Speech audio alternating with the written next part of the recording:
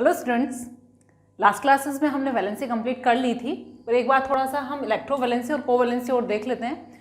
हालांकि हमने ये डिस्कस भी कर लिया था। Valency means the combining capacity or the number of electron lose gain or share to gain octet or to complete octet. यानी जो एलिमेंट स्टेबल नहीं होते, जिनका आउटर शेल में 8 इलेक्ट्रॉन नहीं होते, वो अनस्टेबल होते हैं, तो स्टेबिलिटी गेन करने के लिए क्या करेंगे, वो अपना ऑक्टेट कंप्लीट करेंगे। अब वैलेंसी क्योंकि हमने डेफिनेशन कर ली है, तो उसी को हम उसी में से शॉर्ट आउट करेंगे कि किसको तो हम इलेक्ट्रोवैलेंसी बोलेंगे और किसको हम कोवैलेंसी बोलेंगे। तो इलेक्ट्रो मीन्स यहाँ पर चार्ज से रिलेटेड होता है कि हम जब भी कोई एलिमेंट इलेक्ट्रॉन गेन या लूज करके अपनी वैलेंसी शो करता है या ऑक्टेट कंप्लीट करता है, तो जब इलेक्ट्रॉन लूज करेगा तो उसके ऊपर पॉजिटिव चार्ज होगा और जब इलेक्ट्रॉन गेन करेगा तो नेगेटिव चार्ज होगा। तो ऐसे केसेस में जब चार्ज फॉर्मेशन करता है यानी लूज और गेन करता है, उस केस में कितने इलेक्ट्रॉन वो लूज कर रहा है और कितने गेन कर रहा है, वो नंबर ऑफ इलेक्ट्रॉन क्या होगी, इलेक्ट्रोवैलेंसी। यानी उस केस में हम इलेक्ट्रोवैलेंसी बोलेंगे, उस वैलेंसी को the number of electron, the number of electrons lost or gain to complete octet is known as electrovalency। Clear? Similar वैसा ही है जो लास्ट क्लासेस में हमने किया था। अब यहाँ एग्जाम्पल अगर हम देखें तो किस केस में बोलेंगे, जैसे सोडियम है Na281, ये बनाएगा Na plus and plus 1 electron ये लूज करेगा, तो यहाँ इसकी इलेक्ट्रोवैलेंसी 1। तो मेटल से केस में हम कह सकते हैं, यानी जो मेटल्स हैं इलेक्ट्रॉन लूज करेंगे, उनके आउटर शेल में जो इलेक्ट्रॉन है उतने ही वो लूज करेंगे, उतना ही पॉजिटिव चार्ज फॉर्मेशन करेंगे। तो ना आउटर शेल के जो इलेक्ट्रॉन है 1, 2 और 3, that is the electrovalency. Magnesium के केस में इलेक्ट्रोवैलेंसी 2 होगी। Electrovalency of magnesium and calcium is 2। Positive 2 अगर हम यहाँ शो करते हैं, दैट इज द चार्ज, और वैलेंसी मीन्स होती है कंबाइनिंग कैपेसिटी। तो यहाँ पर 1 और 2 है, एंड और Mg+2 Ca+2। Similarly covalency the number of shared electron to complete their octet, the number of shared electron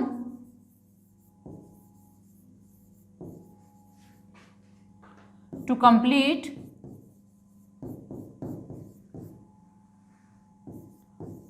octet is known as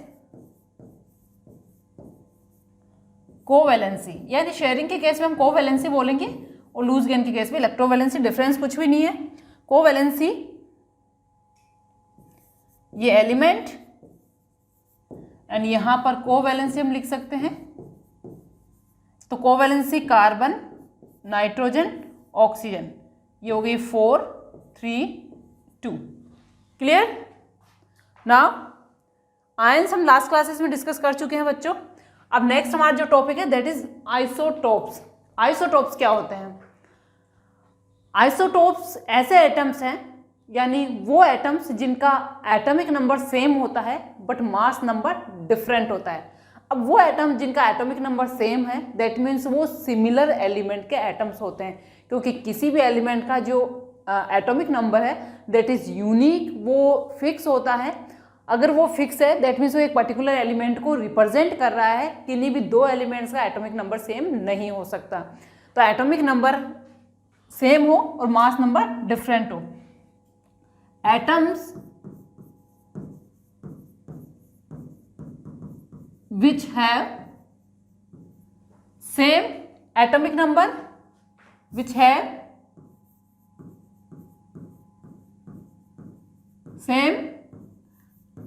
atomic number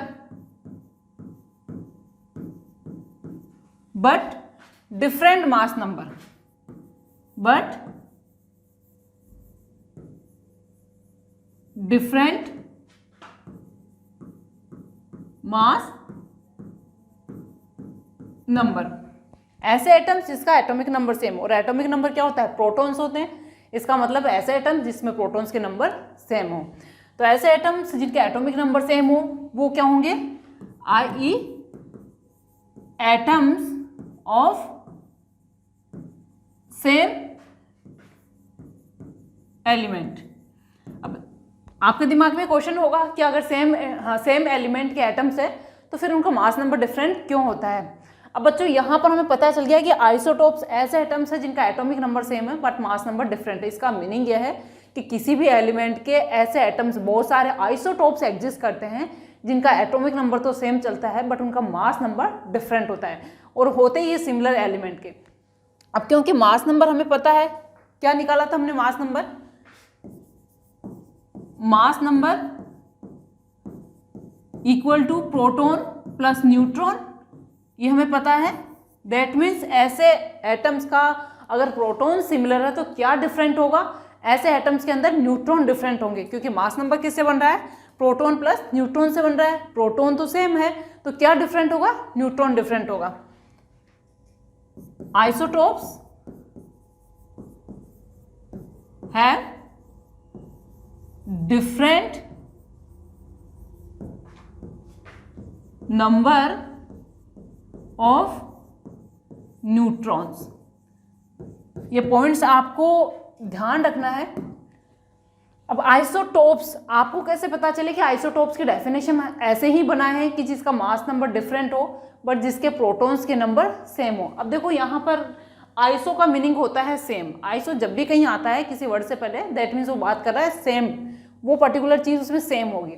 और यहाँ पर सेम है पर क्या सेम है, कैसे पता चलेगा, तो ध्यान रखिए पी फॉर प्रोटॉन, पी से प्रोटॉन ले जाइए। आइसो प्रोटॉन सेम है, क्या है, सेम प्रोटॉन्स, तो आइसो मीनिंग सेम। ये एक लैटिन वर्ड है जिसका मीनिंग होता है सेम, तो यहां नोट करके डाल लीजिए इसमें। Iso means same. ये हो गई हमारे आइसोटोप की डेफिनेशन। अब हम एग्जांपल देखें। Example, isotopes of carbon. Carbon का होता है C12 एंड C14। देखो मास इधर भी लिख सकते हैं उधर भी लिख सकते हैं, तो जिस साइड लिखते आ रहे हैं मैं उसी साइड लिख देती हूँ, C12 एंड C14। अब क्योंकि मैंने ये बोला है कि एटॉमिक नंबर सेम होता है तो एटॉमिक नंबर कहाँ लिखते हैं, एज ए सबस्क्रिप्ट, तो यहाँ पर 6 होगा और ये भी 6 होगा। अब 6 लिखा है तो मुझे सिंबल तो सेम ही लिखना है क्योंकि atomic number same. Atomic number 6 किसका है, कार्बन का। तो आप 6 लिख रहे हैं तो क्या लिखेंगे, कार्बन लिखेंगे। और कार्बन का क्योंकि मास नंबर डिफरेंट है और मास नंबर कहाँ लिखने वाले हैं, सुपरस्क्रिप्ट में 12 और 14। तो आपको देखो, अगर आप सब्जेक्टिव पेपर करने वाले हैं तो 2-4 आइसोटोप्स ध्यान रखिए, क्योंकि आइसोटोप जब भी आएगा तो ध्यान रखना सिंबल सेम हो। और सब्जेक्टिव ऑब्जेक्टिव पेपर करने वाले हैं तो टेंशन की कोई बात ही नहीं है, क्योंकि ऑब्जेक्टिव में देखो आपके पास ऑप्शंस होते हैं, which of the following pair represent isotopes. तो आइसोटोप का मीनिंग है कि एटॉमिक नंबर सेम हो, और एटॉमिक नंबर सेम हो, सिंबल भी आपको देखना है। ऐसा नहीं किसी एग्जामिनर ने या पेपर सेटर ने आपका एटॉमिक नंबर लगा दिया और उस पर एलिमेंट का सिंबल गलत छाप दिया, ऐसा नहीं करना है। देखना है आपको प्रॉपरली, बस ऊपर कुछ भी हो चलेगा, आपको नीचे देखना है कि एटॉमिक नंबर सेम हो और सिंबल सेम हो, दैट इज द आइसोटोप्स। और एग्जाम्पल हम इसके करें, that is very important. Isotope of hydrogen, isotopes of hydrogen. Hydrogen के 3 आइसोटोप्स एग्जिस्ट करते हैं, 3 आइसोटोप्स।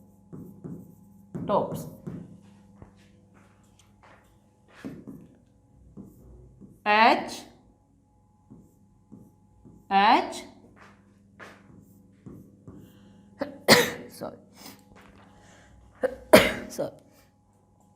आइसोटोप के हाइड्रोजन के 3 आइसोटोप्स एग्जिस्ट करते हैं। अब जब भी आप आइसोटोप्स लिख रहे हैं तो सिंबल तो आपको सेम ही डालने हैं। सिंबल सेम हो गया, तो सिंबल सेम होने के साथ क्या है, एटॉमिक नंबर हाइड्रोजन का कितना होता है 1 1 1। अब हम क्या करें, आइसोटोप में क्या होता है, same atomic number, mass number different. तो मास नंबर हाइड्रोजन केस में ध्यान रखिए, एक जो नॉर्मली हम स्टडी करते आ रहे हैं दैट इज मास नंबर 1, इसका 2 और इसका 3। 1, ये तो 1 है एटॉमिक नंबर। आई होप ये वाला कलर आपको विजिबल नहीं होगा। Atomic number 1 but mass number, तो मास नंबर जो 3 आइसोटोप्स हैं 1, 2 एंड 3, ये 3 आइसोटोप्स हाइड्रोजन के एग्जिस्ट करते हैं। अब प्रोटॉन्स के नंबर तो सेम हो गई तीनों, इसके नेम देख लीजिए, इसको हम बोलते हैं प्रोटियम। प्रोटियम और मैक्सिमम जो अमाउंट होती है ये इसी की होती है, मैक्सिमम अमाउंट, यानी हमारा जो वाटर या आइस है मैक्सिमम यही होता है। दिस इज ड्यूट्रियम,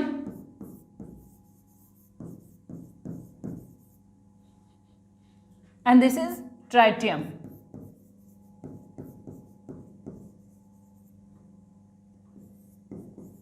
ये रेडियो एक्टिव है,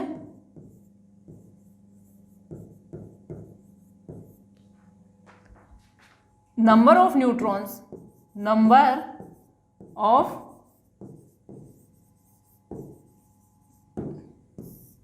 न्यूट्रॉन्स, यहां पर अगर न्यूट्रॉन निकालेंगे तो यहां पर हम लिखें 1H1, 1H2 एंड 1H3। तो नंबर ऑफ न्यूट्रॉन जो है, इसको थोड़ा सा नीचे कर लेते हैं,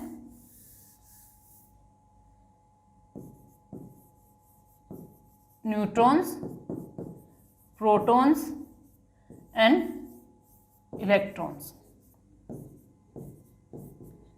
प्रोटॉन्स 1 1 1, तीनों में सेम होगा।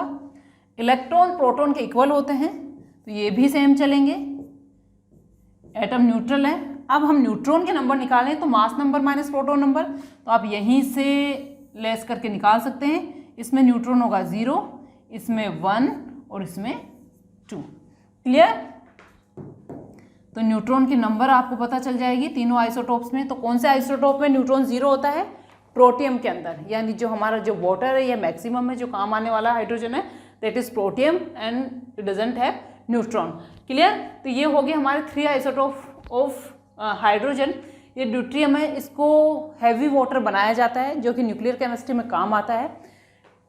Heavy water used for in the formation of heavy water, यहाँ पर लिख सकते हैं 1H2 is used in the formation of heavy water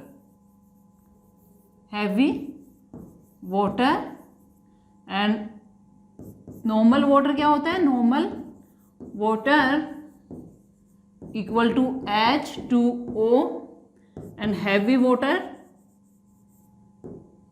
देखो हैवी वाटर को भी आप H2 लिखेंगे तो आप पहचान ही नहीं पाएंगे कि कौन सा हैवी है कौन सा नॉर्मल वाटर है।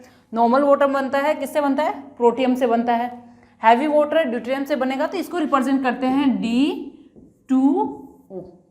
क्लियर? ट्राइटियम वाटर बनाने काम नहीं आता बच्चों, ये न्यूक्लियर केमिस्ट्री में काम आता है, इससे एटॉमिक बॉम्ब बनाने में इसका यूटिलाइजेशन होता है। तो ये हो गए हाइड्रोजन के आइसोटोप्स। डिफरेंट आइसोटोप्स की यूटिलिटी है वो भी डिफरेंट होती है। इसी तरह से और भी बहुत सारे एलिमेंट्स हैं जिनके आइसोटोप्स होते हैं। तो आइसोटोप्स को आपको रटने की ज़रूरत नहीं है, आपके सामने कोई भी 2 सिंबल होंगे तो आइसोटोप्स इजीली उनके आप लिख सकते हैं। लाइक ये हो गया हमारा। और अगर हम एग्जांपल करें सोडियम के आइसोटोप्स, ऑक्सीजन के कर लेते हैं, oxygen, then sodium, magnesium, potassium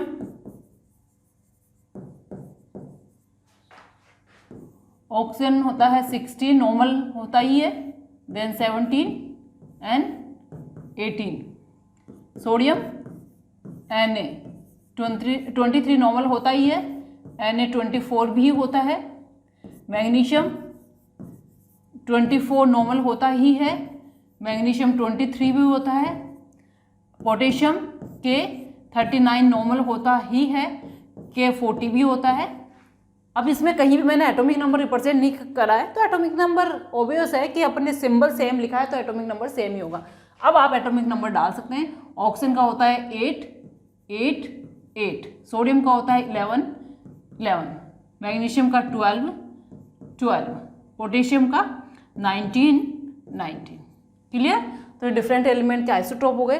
तो इस तरह से जो मोस्ट ऑफ एलिमेंट्स हैं वो आइसोटोप्स रिप्रेजेंट करते हैं, शो करते हैं, या उनका नेचर में उनके आइसोटोप्स एग्जिस्ट करते हैं जिनका मास नंबर डिफरेंट होता है। अब चलते हैं बच्चों कैरेक्टरिस्टिक्स पे। Characteristics of the isotopes. देखो बहुत सारे कैरेक्टरिस्टिक्स तो हम जब स्टडी कर रहे थे अभी आइसोटोप्स, उसी में आ जाते हैं। For example, number of proton same होते हैं, मास नंबर डिफरेंट होता है, नंबर ऑफ इलेक्ट्रॉन सिमिलर होता है, केमिकल प्रॉपर्टीज सेम होती है, फिजिकल प्रॉपर्टीज डिफरेंट होती है। किस तरह से चलिए करते हैं। Let's start. First is the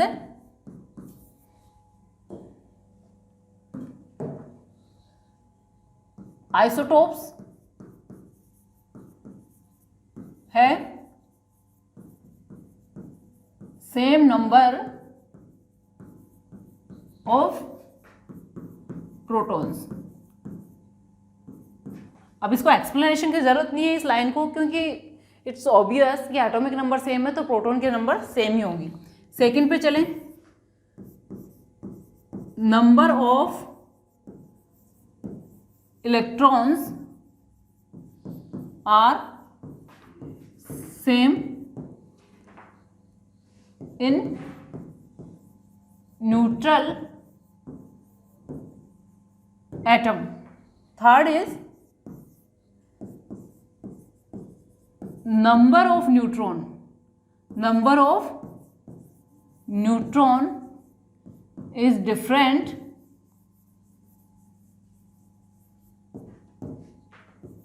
as mass number is different। then fourth is chemical properties. बच्चों किसी भी एलिमेंट की केमिकल प्रॉपर्टीज उसके इलेक्ट्रॉन्स पे डिपेंड करते हैं, यानी इलेक्ट्रॉन्स के लूज या गेन होने से ही केमिकल प्रॉपर्टीज होती है। और वीकेंड से जब भी केमिकल प्रॉपर्टीज शो करता है तो कोई भी एलिमेंट या तो इलेक्ट्रॉन गेन करेगा या इलेक्ट्रॉन लूज करेगा, तो इसी से उसकी केमिकल प्रॉपर्टीज हैं वो शो होती है। यानी शेयरिंग भी होती है, जब वो बॉन्ड बनाता है या तो शेयरिंग होगी। But that means chemical properties के लिए रेस्पॉन्सिबल कौन है? इलेक्ट्रॉन रेस्पॉन्सिबल है। तो केमिकल प्रॉपर्टीज, क्योंकि इलेक्ट्रॉन के नंबर सेम है तो केमिकल प्रॉपर्टीज भी सेम होगी। Chemical properties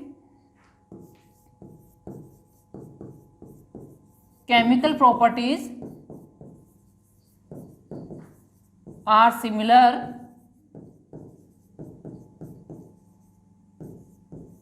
because electrons are responsible for chemical properties and which are same in isotopes। तो ये तो हो गई केमिकल प्रॉपर्टीज, ध्यान रखिएगा ये सिमिलर होती है। अब नेक्स्ट चलते हैं हम फिजिकल प्रॉपर्टीज में। That's very important. फिफ्थ या फोर्थ जो भी पॉइंट है आपका, पॉइंट का नंबर डाल लीजिए, कौन सा पॉइंट है। 4 पॉइंट हो गए। Fifth point, physical properties. Physical properties are different. देखो फिजिकल प्रॉपर्टीज का मतलब होता है जैसे बॉइलिंग पॉइंट हो गया, मेल्टिंग पॉइंट हो गया, डेंसिटी हो गई, तो ये इलेक्ट्रॉन से रिलेटेड नहीं है। तो ये फिजिकल प्रॉपर्टीज क्योंकि मास से रिलेटेड होती है, इसलिए ये फिजिकल प्रॉपर्टीज डिफरेंट होती है आइसोटोप्स की, क्योंकि आइसोटोप्स का मास नंबर डिफरेंट होता है। आइसोटोप में न्यूट्रॉन डिफरेंट होते हैं, जिससे उनका मास भी डिफरेंट हो जाता है। Different due to the difference physical properties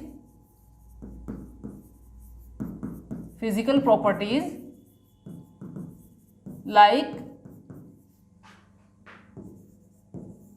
melting point, boiling point,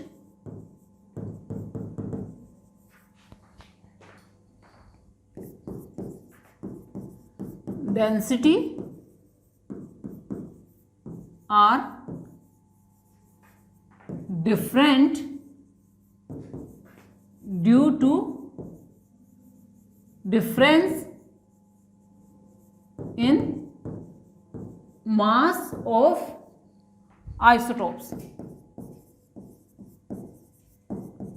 and last एक प्रॉपर्टी है बच्चों, रेडियो एक्टिव प्रॉपर्टी कह सकते हैं या न्यूक्लियर प्रॉपर्टीज हम कह सकते हैं। न्यूक्लियर प्रॉपर्टीज का मीनिंग होता है जिसमें न्यूक्लियस पार्टिसिपेट करता है, और न्यूक्लियस में क्या होता है, प्रोटॉन्स और न्यूट्रॉन होते हैं। तो जिसमें न्यूक्लियस पार्टिसिपेट करता है वो होती है न्यूक्लियर प्रॉपर्टीज, और इनकी न्यूक्लियर प्रॉपर्टीज डिफरेंट होती हैं। Nuclear properties